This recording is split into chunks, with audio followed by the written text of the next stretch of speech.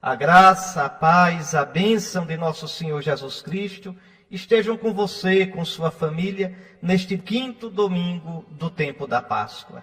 Mais uma vez estamos reunidos para meditar na palavra de Deus, para nos alimentar com ela.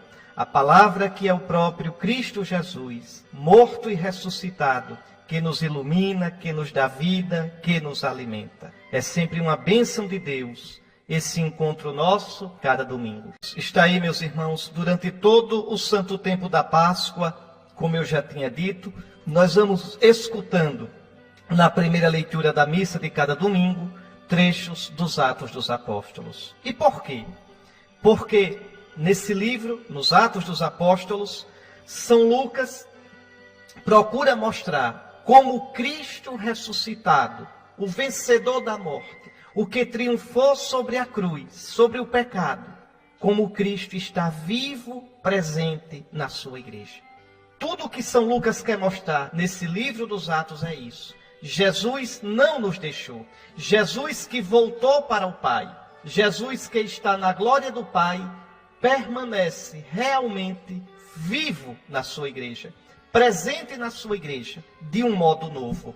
Não é mais de um modo visível, não é mais de um modo sensível, é na potência do Espírito Santo. Interessante, viu? Que o livro do Apocalipse, com aquele jeitão dele, vai dizer a mesma coisa. Se você pegar o capítulo 1 do Apocalipse, Jesus aparece logo no início, de um modo muito bonito. Aparece com os cabelos brancos, mostrando que ele é eterno, que é sábio, com uma túnica de linho, mostrando que ele é sacerdote, com os olhos de fogo, com o rosto brilhando como o sol, mostrando que ele é cheio do Espírito Santo. Aparece com as pernas e os pés de bronze incandescente, então totalmente transfigurado, cheio do Espírito Santo. Ele mesmo diz: eu sou o primeiro e o último, o que vive, o que esteve morto, mas agora está vivo para todo sempre. Eu tenho a chave da morte e da morada dos mortos. Jesus aparece assim. Mas vejam, aí a Escritura diz que ele apareceu no meio de 7 candelabros. E diz, os 7 candelabros são as 7 igrejas. Vamos entender? Igrejas no plural quer dizer as comunidades cristãs. No caso aqui, as 7 dioceses da Ásia Menor. Éfeso, Pérgamo, Sardes, Tiatira, Laodiceia, Esmirna. Então, as 7 igrejas. Por que 7? Porque 7 quer dizer plenitude. Então, é Cristo que está no meio dos 7 candelabros. Em outras palavras, Cristo que permanece no meio da sua igreja. Cristo que permanece para sempre, na força do seu Espírito Santo, no meio da sua igreja. Nunca vai nos deixar. Pode olhar lá Apocalipse, capítulo 1, no versículo 20, está dito bem claramente: este é o significado das 7 estrelas que vistem na mão direita e dos 7 candelabros de ouro. As 7 estrelas são os anjos das 7 igrejas, quer dizer, os bispos das 7 igrejas. E os 7 candelabros são as 7 igrejas. Você pode olhar também no versículo 12, Apocalipse 1, versículo 12. Voltei-me para ver a voz que me falava, e ao voltar-me vi 7 candelabros de ouro, a igreja, as 7 igrejas. No meio dos candelabros vi alguém semelhante a um filho de homem. Então, o que os Atos dos Apóstolos dizem, contando a história do início da igreja, o Apocalipse diz com uma figura. A igreja, os 7 candelabros. No meio dos 7 candelabros, Jesus ressuscitado. Jesus glorioso. Jesus cujo rosto brilha como o sol, quer dizer, cheio do Espírito Santo. Jesus que tem os olhos de fogo. Esse fogo é o Espírito Santo. Isso quer dizer que Jesus, quando ele olha, o fogo ilumina. Então ele vê o que está dentro. Ele vê a verdade das coisas. O fogo ilumina. Depois o fogo queima. Aquilo que é pecado, aquilo que é lixo é queimado. E o fogo transfigura. Aquilo que presta, aquilo que é precioso, fica incandescente, é transfigurado. Então, durante o tempo da Páscoa, ouvindo os Atos dos Apóstolos, a gente deve compreender isso. Não estamos sozinhos. Não precisamos ter medo. O que venceu, o que triunfou, o nosso Jesus está vivo e permanece conosco na potência do seu Espírito Santo. E aí é interessante, porque por um lado, essa realidade tão bonita, Jesus vivo, Jesus glorioso presente na sua igreja. Por outro lado, as dificuldades da igreja de cada dia. Dificuldades dentro da igreja. É a leitura de hoje, vocês vão escutar, já escutaram, a gente vai comentar. Divisões, incompreensões, às vezes escândalos. Olha a primeira carta de São Paulo aos Coríntios.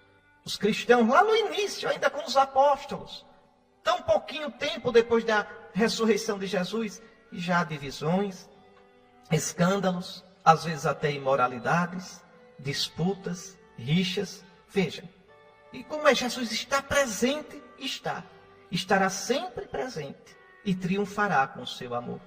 Então, problemas, perseguições internas pelos nossos pecados, pelas nossas divisões, e problemas, perseguições externas pelos inimigos do cristianismo, os judeus naquela época, os romanos, o Império Romano, outros pagãos, como em Éfeso, que quase matavam Paulo a pedradas, e mesmo assim, Cristo está presente na sua igreja. Então, vamos lá, vamos ruminar essa palavra de Deus aqui dos Atos dos Apóstolos. Naqueles dias, o número dos discípulos tinha aumentado, graças a Deus. Os Atos vão mostrando sempre como a presença do Espírito de Cristo vai aumentando a igreja em número. Com isso, São Lucas quer dizer que a igreja estava viva, vigorosa. Claro, número de cristãos não é só por si mesmo sinal de vigor. Não. Tem gente que está vendo, está diminuindo o número de cristãos. Primeiro, não está diminuindo. Segundo, se tivesse, isso não deve ser uma angústia, nem uma preocupação para nós, como não foi para Jesus. A nossa preocupação não deve ser nunca o sucesso. A nossa preocupação não deve ser nunca o número de cristãos. A nossa preocupação deve ser a fidelidade. Uma igreja que seja fiel. O que se espera do administrador, como diz São Paulo, é que seja fiel. Como dizia a Madre Teresa, nós não fomos chamadas, ela dizia às freiras dela, para fazer sucesso. Nós somos chamadas para ser fiéis. Então, o número dos discípulos tinha aumentado. Aumentado por quê? Porque a potência do Espírito Santo de Jesus agia de modo vistoso, de modo explícito, como uma verdadeira efusão. No início da igreja vocês vão ver uma quantidade de milagres, de prodígios muito grande. Isso não continuou durante toda a história da igreja. Não. O Senhor concede isso em alguns momentos específicos, quando Ele vê que isso terá uma utilidade para uma necessidade especial da igreja. E ali havia uma necessidade, a necessidade de testemunhar para os judeus que Jesus realmente era o Messias, que eles esperavam e que o Sinédrio, que o sumo sacerdote, rejeitaram.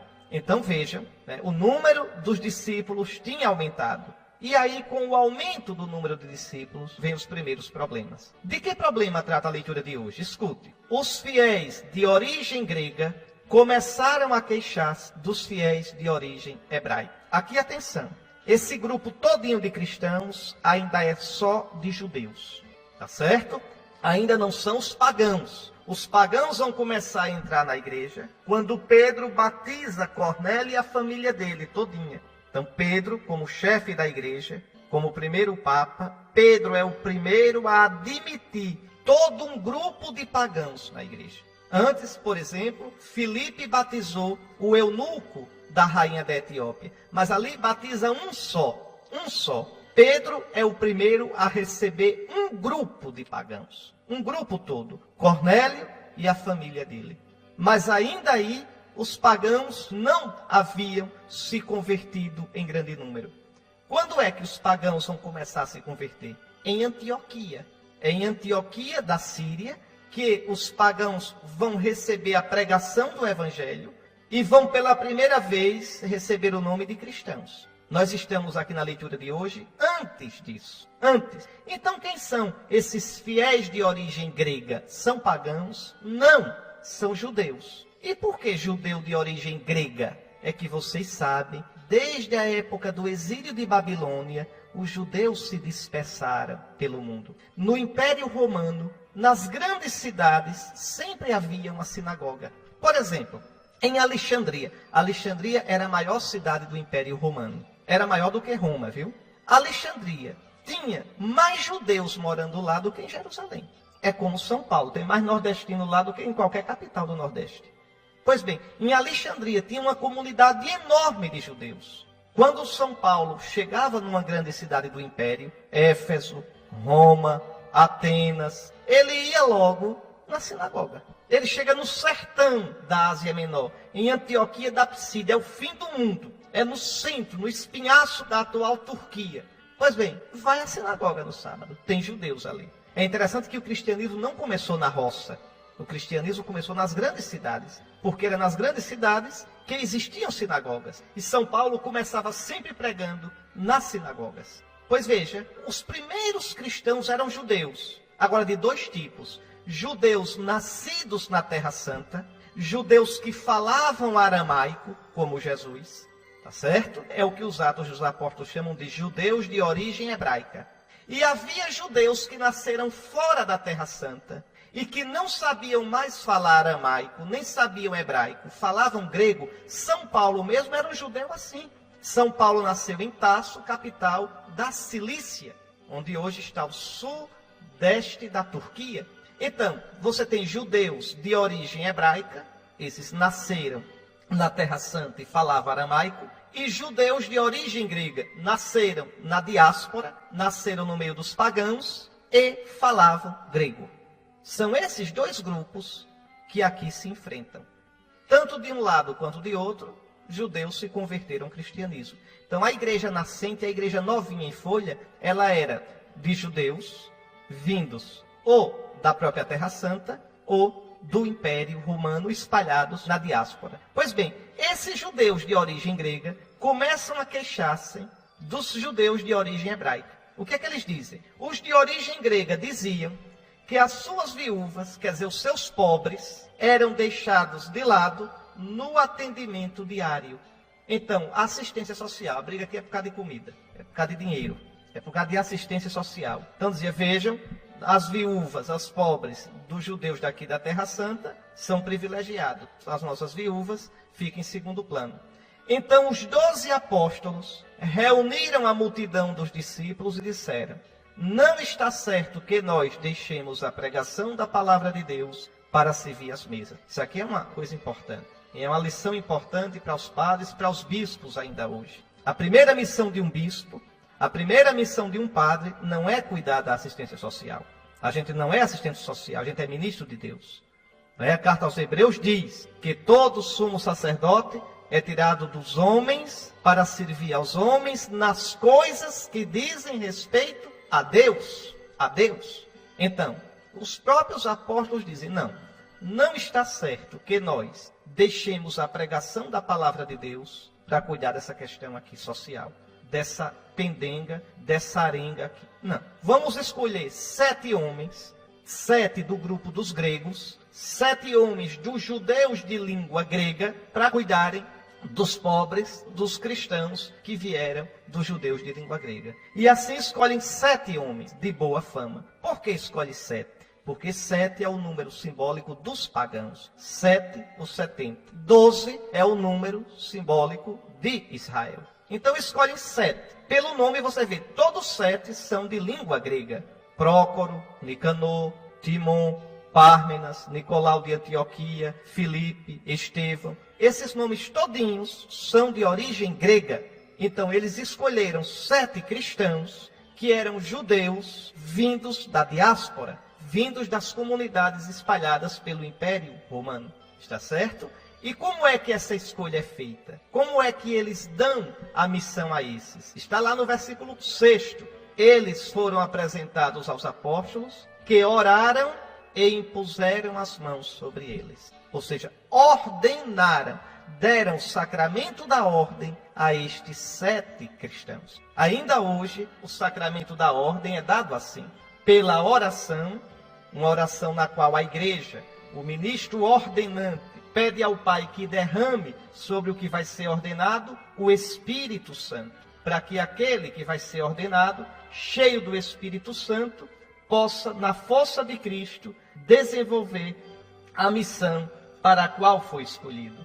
Oraram sobre aqueles 7 e impuseram as mãos. Esse gesto de impor as mãos vem dos apóstolos. Como foi que eu fui ordenado bispo? Os bispos fizeram essa oração sobre mim, um bispo e os outros impuseram as mãos também, pedindo o Espírito Santo de Jesus, e depois impuseram as mãos sobre mim. Aí eu fui ordenado bispo da Igreja de Cristo. Como esses 7 foram ordenados diáconos. Então o sacramento da ordem é dado em 3 graus. O primeiro grau, o grau do bispo. A palavra episcopos, quer dizer o que supervisiona, aquele que tem a coordenação maior.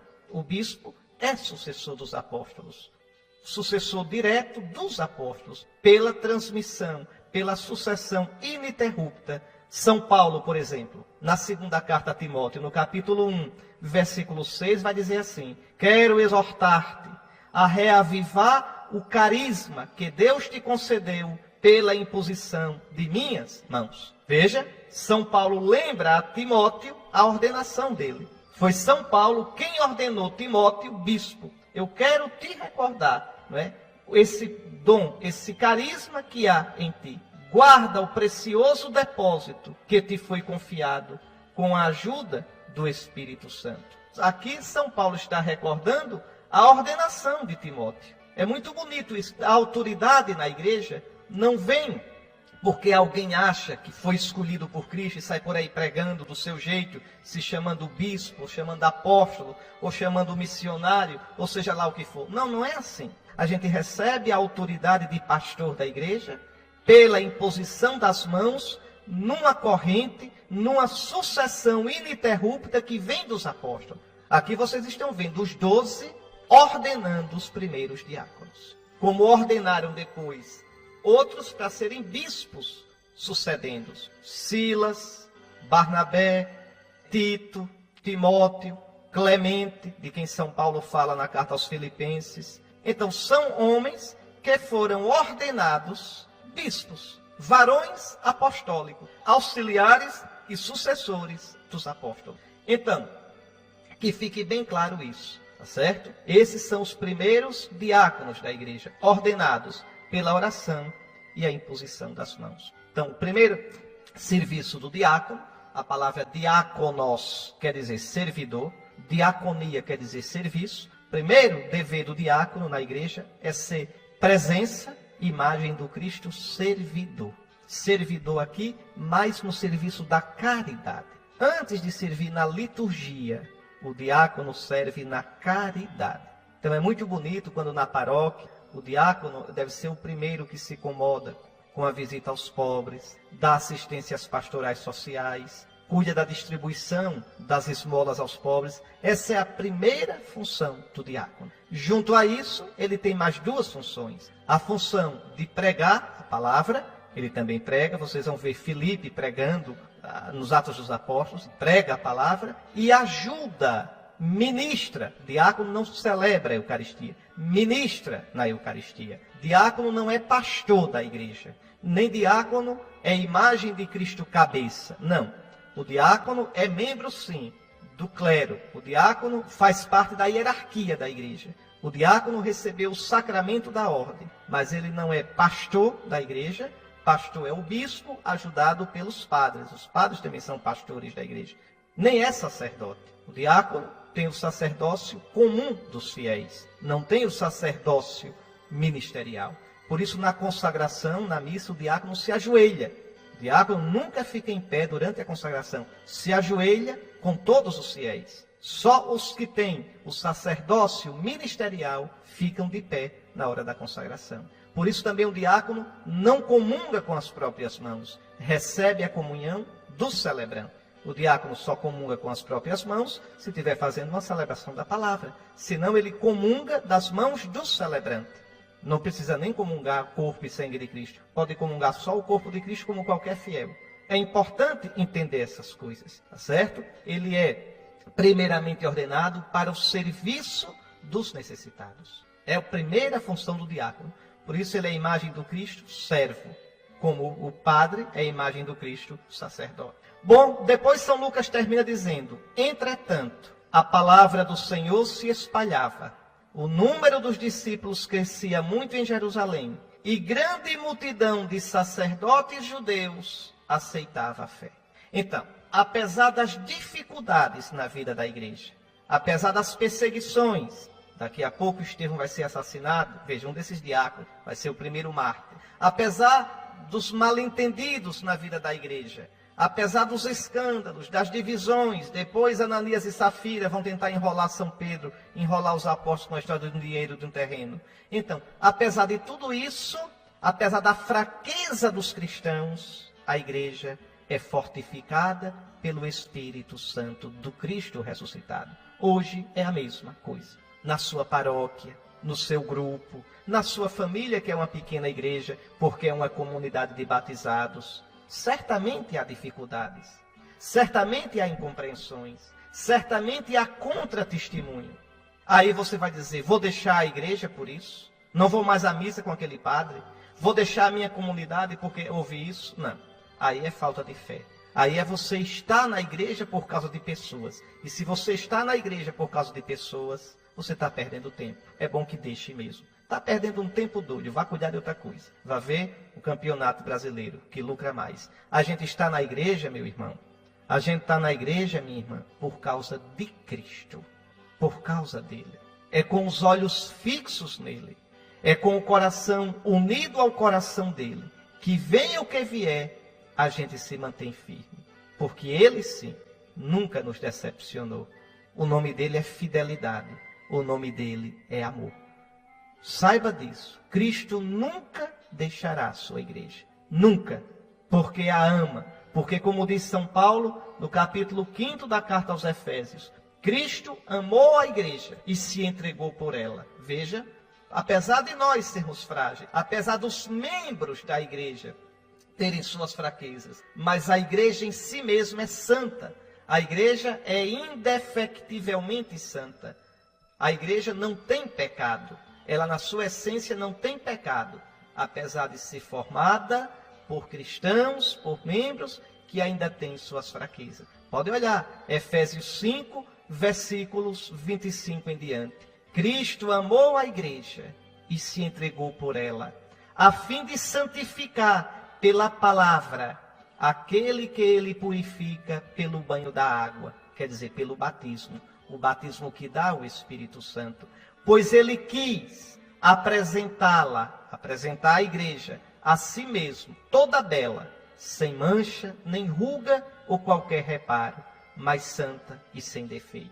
Daí, não tem pecado nosso que consiga ser maior do que a graça de Cristo. Não tem pecado nosso que consiga entrar na alma da igreja. Não. A igreja é santa, porque constantemente santificada pelo Cristo. E ele continua santificando nos sacramentos, continua lavando a igreja no batismo, fortalecendo a igreja na crisma, alimentando a igreja na Eucaristia, perdoando a igreja na confissão, na penitência. Mesmo com as dificuldades, tenha certeza, o Senhor, o vencedor da morte, permanece vivo, de pé, entre os 7 candelabros, como eu mostrei no Apocalipse. Vamos agora rezar o salmo responsorial da missa de hoje, que é o Salmo 32. Senhor, venha sobre nós a vossa graça, porque nós esperamos em vós. Esse deve ser o clamor, essa deve ser a oração da igreja sempre. Nós esperamos em vós, Senhor. Não esperamos em nós mesmos. Não contamos com as nossas forças. Esperamos em vós. Que venha sobre nós a vossa graça. Está aí, meus irmãos, nessa segunda leitura, São Pedro, na sua primeira carta, fala de nós. Fala do que é a igreja. De um modo tão bonito, meus irmãos, tão profundo. Vamos ver com calma isso aqui. Veja, primeiro São Pedro diz: caríssimos, aproximai-vos do Senhor, pedra viva rejeitada pelos homens, mas escolhida e honrosa aos olhos de Deus. Ou seja, irmãos, aproximai-vos de Cristo. Aproximai-vos de Cristo morto e ressuscitado. Aproximai-vos do Senhor glorioso. Ele se tornou uma pedra viva. Ele que foi morto na carne, quer dizer, morto na natureza humana, foi vivificado, foi ressuscitado na força do Espírito Santo. Então, aproximai-vos dele. Pedra, porque é firme. Pedra, porque a gente pode alicerçar a vida nele. Pedra, rejeitada pelos homens. Pedra que foi descartada, porque Jesus foi condenado.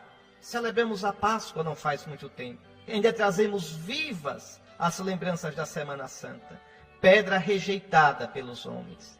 Crucificado, deitado no túmulo, mas escolhida e honrosa aos olhos de Deus.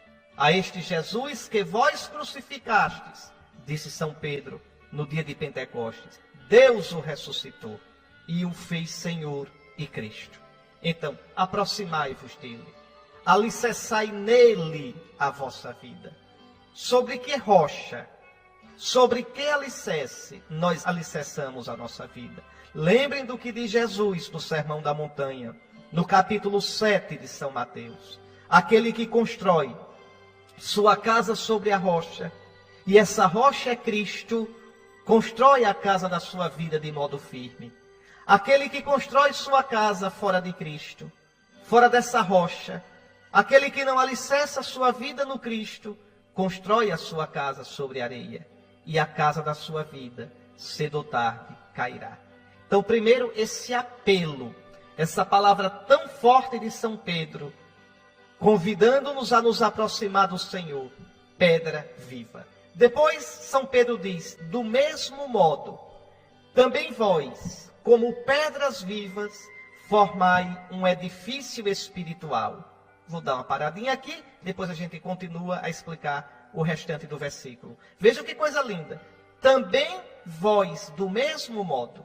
Ou seja, se vós vos unirdes a Cristo, se vós alicerçardes a vossa vida em Cristo, vós sereis firmes como Cristo, vós sereis pedras como Cristo. É verdade, aquele que se une a Cristo, participa da força de Cristo. Aquele que se une a Cristo, encontra em Cristo a sua força. Então também vós, como pedras vivas, vivas por quê? Que história é essa de pedra viva? Viva porque recebemos no batismo o Espírito Santo de Jesus. Nós somos vivos em Cristo. Nós somos vivos da vida em Cristo. Somos pedras porque em Cristo nos tornamos fortes. Somos pedras vivas porque somos cheios do Espírito de Cristo. Pelo batismo nós nos tornamos isso. Aí São Pedro diz, vós, como pedras vivas em Cristo, formai um edifício espiritual. Que edifício espiritual é esse? É a mesma imagem de São Paulo. São Paulo usa a imagem do corpo. A igreja é o corpo de Cristo e cada um de nós é membro desse corpo. São Pedro não usa a imagem do corpo, usa a imagem do edifício. A igreja é o edifício de Deus e cada um de nós é pedra desse edifício. Pedra viva, cheia do Espírito Santo. Pedras que formam um edifício espiritual. Quer dizer, um edifício cheio do Espírito Santo. Aqui, melhor do que espiritual, seria dizer um edifício espirituado. Um edifício cheio do Espírito Santo. A igreja é isso. Jesus profetizou isso, minha gente. Lembram quando Jesus expulsou os vendedores do templo? Lembram? Está lá no capítulo 2 do Evangelho de São João. Quando perguntaram a Jesus, com que autoridade tu realizas estas coisas? O que foi que Jesus disse? Destruir este templo. Podeis destruir esse templo velho. Podeis destruir.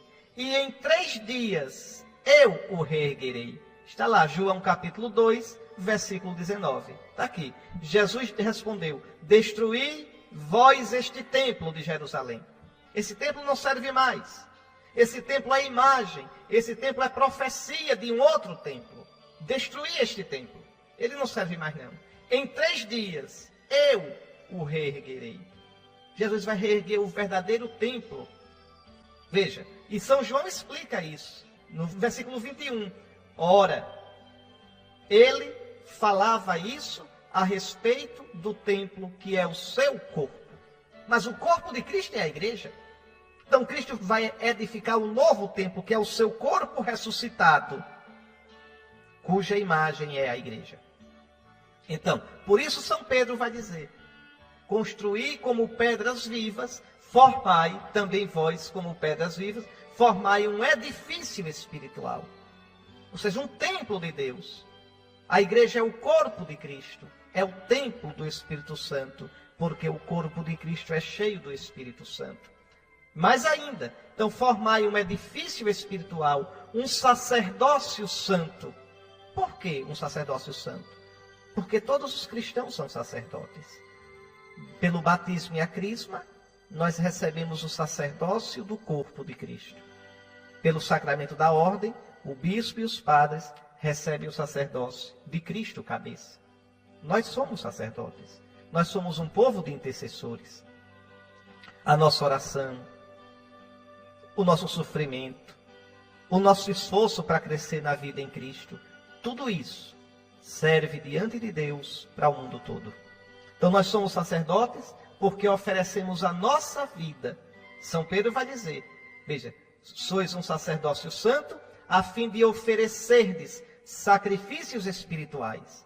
Quer dizer, sacrifício no Espírito Santo, agradáveis a Deus, por meio de Jesus Cristo. Repare que aqui está a Trindade.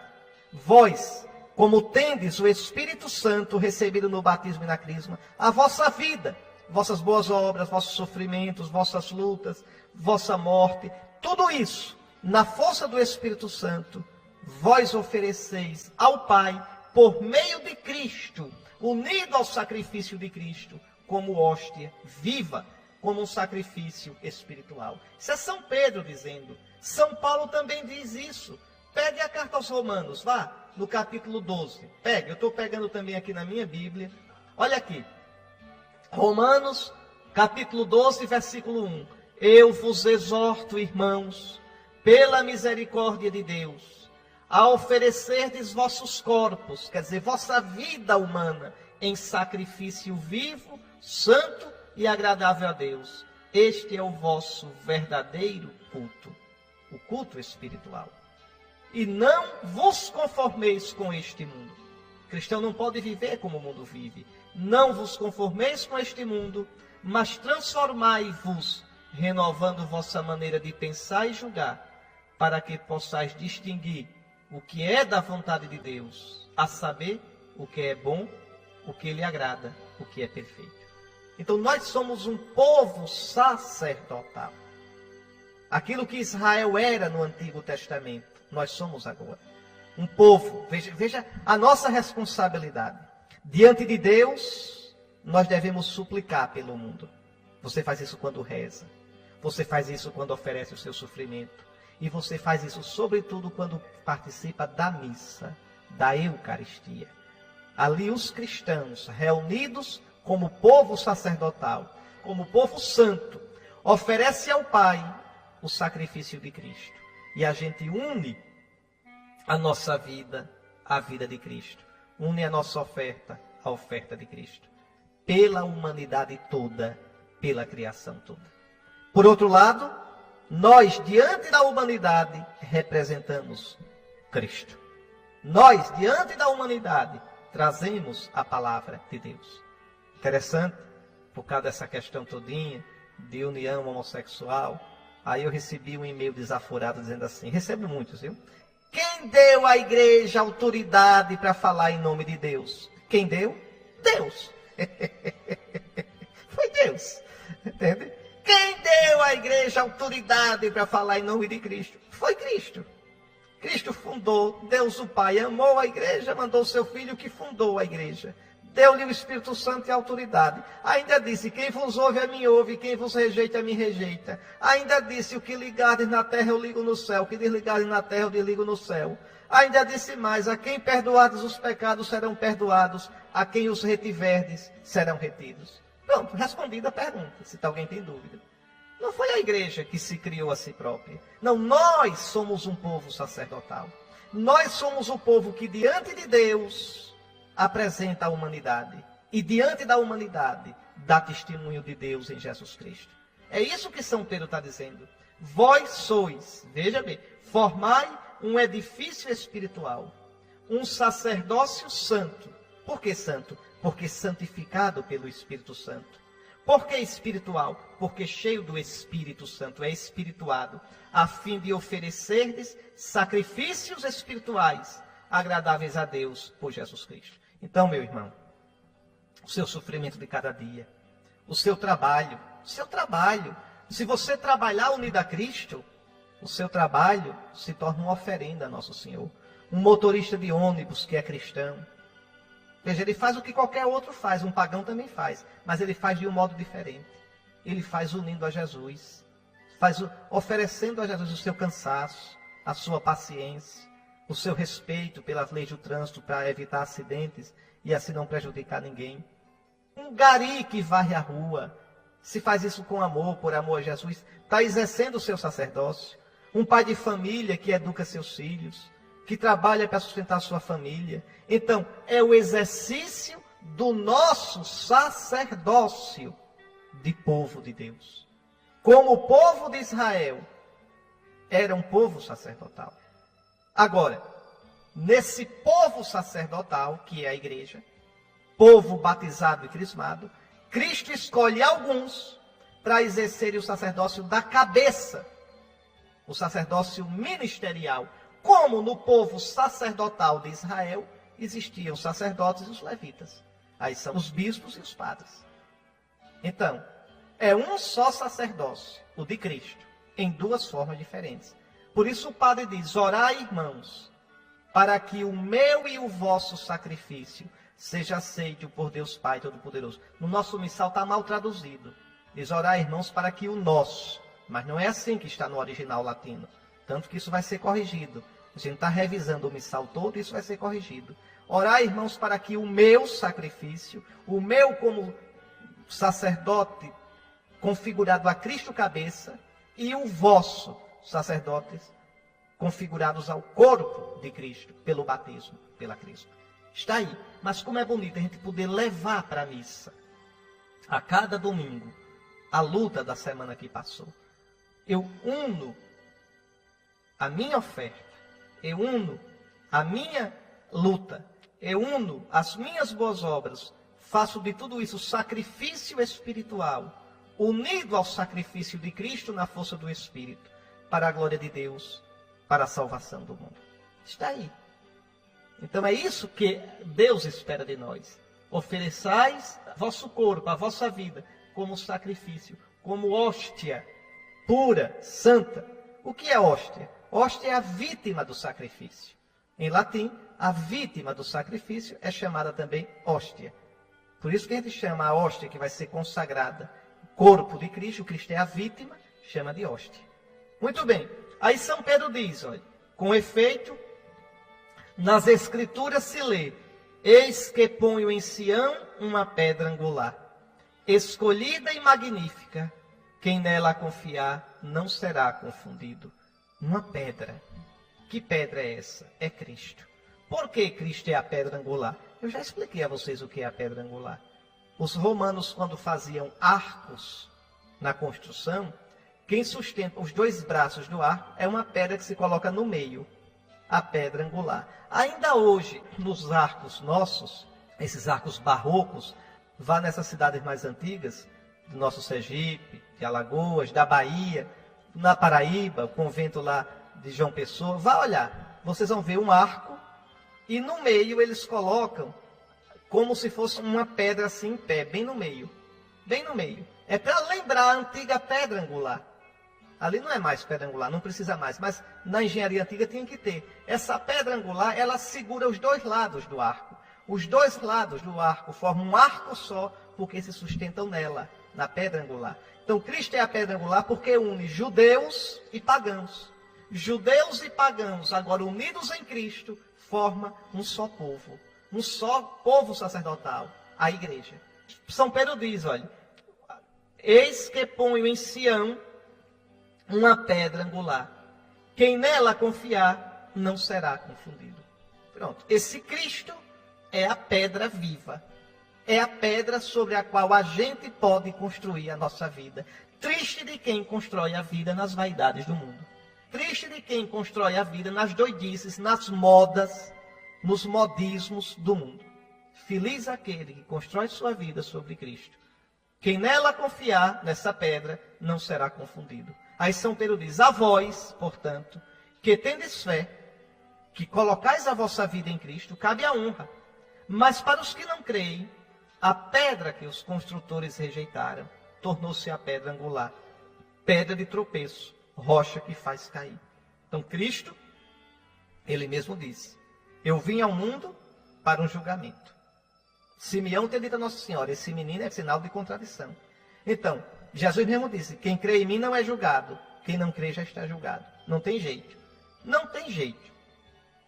Pode ser cristão, pode ser pagão, pode gostar de Jesus, pode não gostar, pode dizer que ele não existiu, pode dizer o que quiser. Todos nós, um dia, compareceremos diante do tribunal de Cristo. Todos seremos julgados por ele. Quem nele creu, encontra nele a salvação. Quem não construiu a vida nele, quem não creu, quem não procurou sinceramente, nem buscou, e tem uma descrença culpável por isso, essa pedra angular se torna pedra de tropeço, pedra que faz cair. Está aqui. Veja, nela, nesta pedra, tropeçam os que não acolhem a palavra. Esse é o destino deles. É tremendo, viu, minha gente? É tremendo. O inferno existe. Existe. Aquele que não crê em Jesus, sabendo que poderia crer por motivo culposo, esse não terá salvação. É interessante que a Escritura nos previne o tempo todo para isso. Por isso, cuidemos de procurar o Senhor. Cuidemos de nos converter a Ele. E aí São Pedro termina dizendo, mas vós sois a raça escolhida. Que coisa linda. Vós cristãos, vós batizados, sois o novo povo de Israel. Vós sois a raça escolhida, o sacerdócio do reino.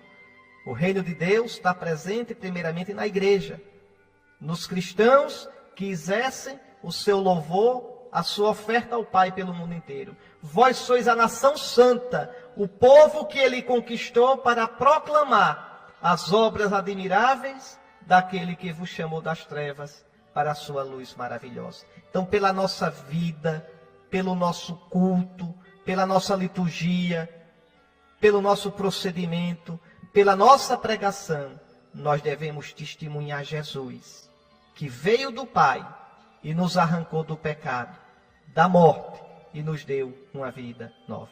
Por isso, meu irmão, por isso aproxime-se de Cristo de verdade. Por isso, meu irmão, coloque em Cristo a sua vida, construindo nele o alicerce da sua vida, construindo nele a rocha da sua existência. E faça da sua vida, como eu devo fazer da minha, uma oferta agradável ao Pai, por Jesus, no Espírito Santo. Amém. Está aí, meus irmãos, esse evangelho tem tanta coisa para que a gente pudesse ver. O evangelho de João é de uma densidade impressionante. Vamos tentar meditar aqui o máximo que a gente puder nessa riqueza que acabamos de escutar. Primeiro, Jesus diz, não se perturbe o vosso coração. Tendes fé em Deus, tende fé em mim também. Então Jesus se coloca na mesma autoridade do Pai. Tende fé no Pai. Do mesmo modo que tendes fé no Pai, tende fé em mim. Quer dizer, eu sou Deus como o Pai. Podeis fundar, podeis construir a vossa vida em mim. Aquilo que São Pedro disse na sua primeira carta, na segunda leitura de hoje. Quando São Pedro disse, aproximai-vos do Senhor a pedra viva. Também vós, como pedra viva, formais um edifício espiritual. Ou seja, construí a vossa vida em Cristo, porque Ele é a pedra. Construí a vossa vida em Cristo, porque Ele é Deus. Não se perturbe o vosso coração. com nada neste mundo. Santa Teresa d'Ávila gostava de dizer: nada te perturbe, nada te espante. Veja, a paciência tudo alcança. Quem a Deus tem, nada lhe falta. Tudo passa, só Deus basta. Então não se perturbe o vosso coração. Colocai vossa vida, aconteça o que acontecer. Eu não conheço sua vida, meu irmão. Eu não sei da sua história, minha irmã. Não sei. Não sei das dores pelas quais você está passando. Não sei quais são as feridas da sua alma. Não sei quais são os seus medos, as suas esperanças. Não conheço as suas derrotas, nem as suas vitórias. Mas eu sei de uma coisa. Aquele que coloca sua vida no Senhor, encontra a força, constrói sobre a rocha. Não se perturbe o vosso coração. Credes em Deus, crede também em mim, diz Jesus. Que coisa linda. Jesus é Deus, meus irmãos. Quantas vezes na Escritura está dito que Jesus é Deus? São Paulo aos Romanos diz que Jesus é Deus bendito pelos séculos. Tomé diz, meu Senhor e meu Deus, quando coloca a mão no lado de Jesus, no lado aberto. A carta aos Hebreus, no capítulo 1, diz que Jesus é Deus, é o resplendor da glória do Pai. É maior do que os anjos. O Apocalipse diz o tempo todo que Jesus é Deus, o Alfa e o Ômega, o Eterno, o Vivente. Pois bem, São Paulo fala ainda na carta a Tito do nosso grande Deus e Salvador, Jesus Cristo. Então, Ele é Deus. Por isso Ele pode dizer, tendes fé em Deus, tende fé em mim também. A mesma fé que tendes no Pai, tende em mim. E aí Ele vai fazer uma revelação linda. Na casa de meu Pai há muitas moradas. O que quer dizer isso? O coração do meu Pai é amplo. O coração do meu Pai é espaçoso. Vós tendes um lugar no coração do Pai. Vou preparar um lugar para vós no coração do meu Pai. E quando eu tiver ido preparar-vos um lugar, voltarei e vos levarei comigo, a fim de que onde eu estiver, estejais também vós. Essa promessa de Jesus nos consola tanto. Ele nos preparou um lugar. E nos dando o seu Espírito Santo no batismo e nos outros sacramentos, Ele nos prepara para este lugar, para o coração do Pai. Eu voltarei e vos levarei comigo. Isso acontece na hora da nossa morte. Ele nos leva com Ele. Na hora da nossa morte, na nossa alma, glorificada pelo Espírito de Cristo, nós vamos estar com o Pai. E no fim dos tempos, quando Cristo, nossa vida, aparecer em glória, nós iremos também no nosso corpo para a casa do Pai. Iremos com Cristo para sermos glorificados eternamente com Ele. É isso que Jesus nos promete. E aí Ele diz de um modo tão bonito, voltarei e vos levarei comigo, a fim de que onde eu estiver, estejais também vós. Ah, Jesus, está convosco. Ah, Jesus, permanecer convosco. Essa é a felicidade sem fim. Esse é o céu que a gente não pode nem imaginar, de tão grande, de tão bom, de tão vivo, de tão feliz que é permanecer contigo para sempre, Senhor Jesus. Eu voltarei, eu vos levarei comigo, a fim de que onde eu estiver, estejais também vós. E para onde eu vou, vós conheceis o caminho. Aí Tomé disse, Senhor, nós não sabemos para onde vais. Como é que podemos conhecer o caminho? Oh, meu Jesus, como é que Tomé diz uma coisa dessa? Como é que Tomé não sabe para onde Jesus vai? Jesus disse tantas vezes, eu vou para o Pai. Jesus diz claramente no Evangelho de João, saí do Pai e vim ao mundo. Agora deixo o mundo e volto ao Pai. Jesus veio do Pai. Jesus vai para o Pai. Como é que Tomé então pode dizer, Senhor, não sabemos para onde vai? Toda a vida de Jesus foi um ir para o Pai. Toda a vida de Jesus foi fazer a vontade do Pai e caminhar em direção ao Pai. Pois bem, Jesus vai para o Pai. E Jesus é o caminho para o Pai. Por isso, quando diz que não sabe o caminho, Jesus diz: eu sou o caminho. Eu sou o caminho. Eu sou a verdade. Eu sou a vida. Aqui compreenda, eu sou o caminho para o Pai. Eu sou a verdade da vossa vida. Viver em mim é viver de verdade. Viver em mim é não viver numa ilusão, numa mentira. Eu sou a verdade da vossa existência. Quem vive em mim, vive de acordo com o plano de Deus. Não vive uma vida alienada. Eu sou a vida. Eu sou a vida da vossa vida. Só essa vida vossa termina em nada. Só esta vida vossa nunca seria feliz. Só esta vida vossa não venceria a morte. Eu sou a vida da vossa vida. Eu sou a verdade da vossa vida. Eu sou o caminho que faz vossa vida chegar no Pai. Ninguém vai ao Pai senão por mim. Está aí, meus irmãos. O Pai é o nosso destino. O coração do Pai é o nosso céu. E o único modo de chegar ao Pai é por Jesus. Não tem outro. Por isso que tantas vezes eu digo a vocês, não há salvação fora de Jesus. E a única religião verdadeira é o cristianismo. Não tem jeito. Jesus não é um dos caminhos. Não, Jesus é o caminho. Respeitamos todo aquele que não crê em Jesus. Merece o nosso respeito.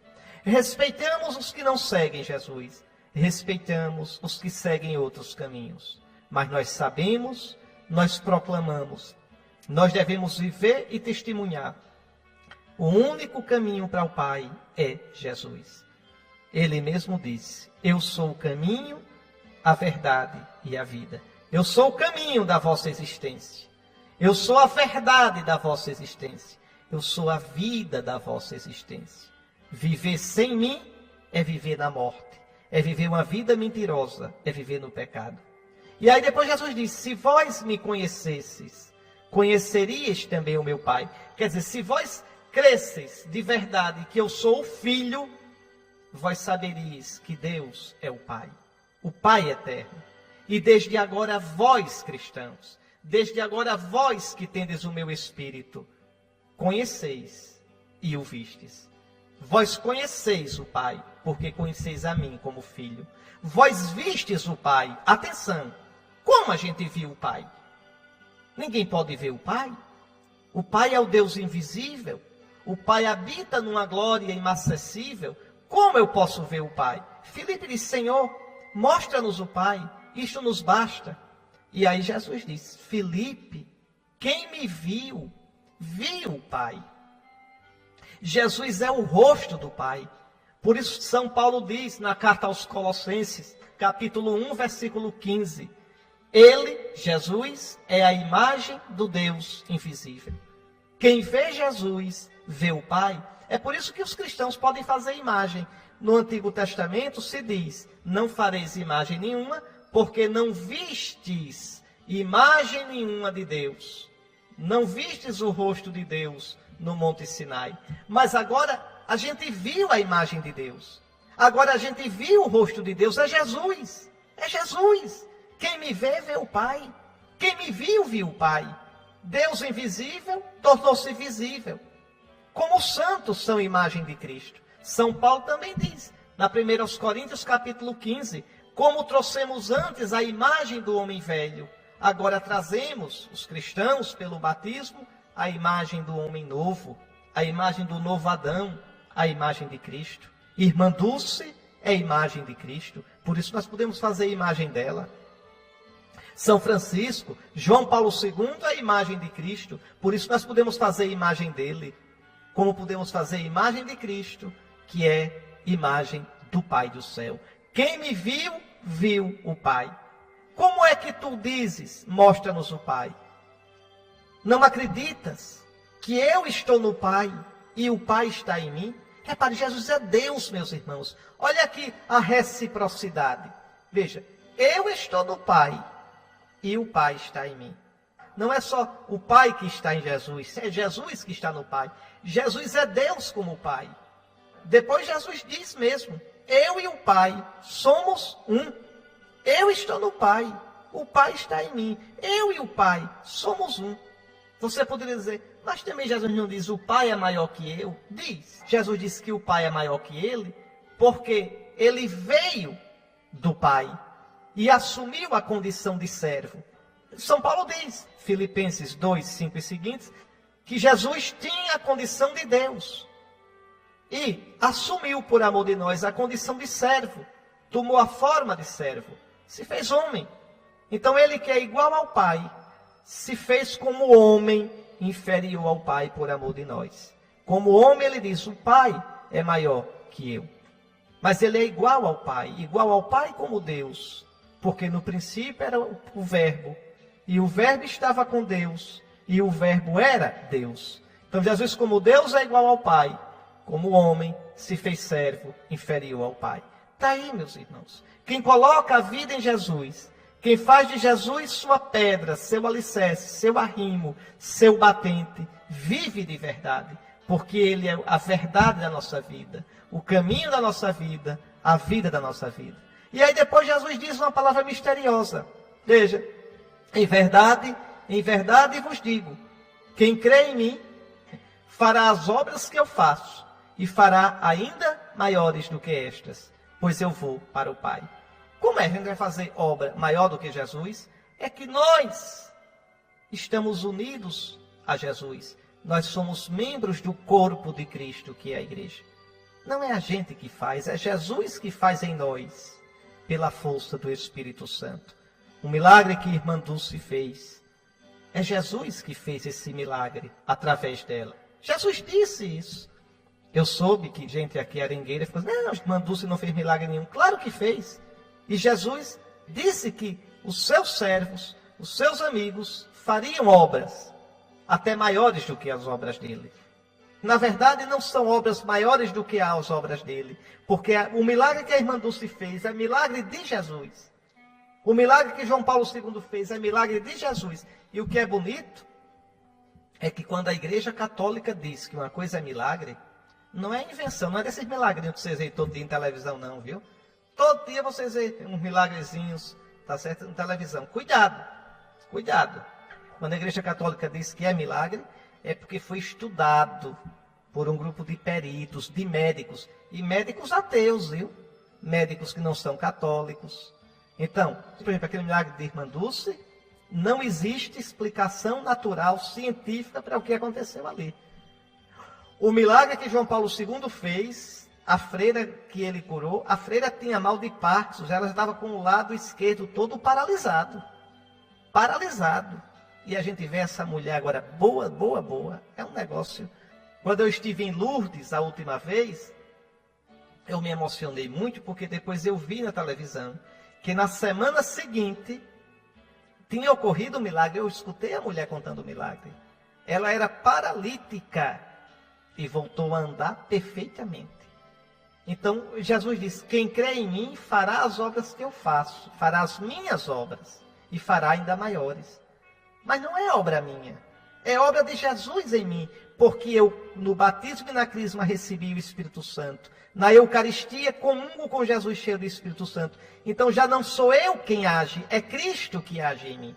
É Cristo que age em mim. É Cristo que em mim, através de mim, ele vivo na igreja, mostra o seu poder, mostra as suas obras. Está aí, meus irmãos. Meus queridos irmãos, aconteça o que acontecer na vida. Aconteça o que acontecer na sua comunidade, na igreja. Esteja alicerçado em Jesus, sabendo que ele é aquele que permanece no meio dos 7 candelabros, permanece na sua igreja. Quem aposta a vida nele, tem a vida nesta vida e a vida por toda a eternidade. E agora de todo o coração, eu dou a você, meu irmão, a bênção deste domingo e de toda a semana. O Senhor esteja convosco.